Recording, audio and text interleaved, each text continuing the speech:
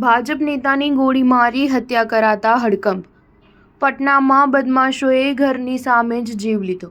બિહારની રાજધાની પટનામાં ભાજપના નેતાની ગોળી મારી હત્યા કરવાનો ચોંકાવનારો મામલો સામે આવ્યો છે। આ ઘટના પટના સિટીના આલમગંજ પોલીસ સ્ટેશનની હદમાં આવેલા બજરંગીપુરી વિસ્તારમાં બની હતી। પોલીસ તપાસમાં જાણકારી મળી કે ભાજપ નેતા અજય શાહને ગત રાત્રે 10 વાગ્યાની આજુબાજુ તેમના ઘરની નજીકમાં જ ગોળી ધરબી દેવામાં આવી હતી। અજય ભાજપના પટના જિલ્લાના મહામંત્રી હતા। ઘરની નજીકમાં જ તેઓ દૂધનું પાર્લર ચલાવતા હતા। બદમાશોએ એ જ સમયે તેમને ગોળી મારી। તે સમયે અજય તેમના પાર્લર પર બેઠા હતા। પોલીસે આ મામલે વધુ તપાસ હાથ ધરી ગોળી મારી ફરાર થઈ ચૂકેલા હત્યારાઓને શોધવા માટે ચક્રો ગતિમાન કર્યા છે। પોલીસે કહ્યું કે આ હત્યા કયા કારણોસર થઈ તે અંગે હજુ કારણ અકબંધ છે।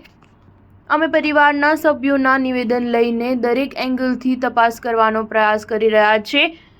એફએસએલની ટીમને પણ ઘટના સ્થળે બોલાવી લેવામાં આવી છે। ઘટના સ્થળની મુલાકાત વખતે એસપી શરથ આરએસે જણાવ્યું કે પ્રાથમિક અહેવાલો અનુસાર બે બદમાશો અજયના પાર્લર પર આવ્યા હતા। તે સમયે કોઈ કહાસુની થઈ હોવાના દાવા થઈ રહ્યા છે અને આ જ દરમિયાન ફાયરિંગની ઘટના બની હતી। સ્ટાર ન્યૂઝ 7 હંમેશા સચ્ચાઈની સાથે।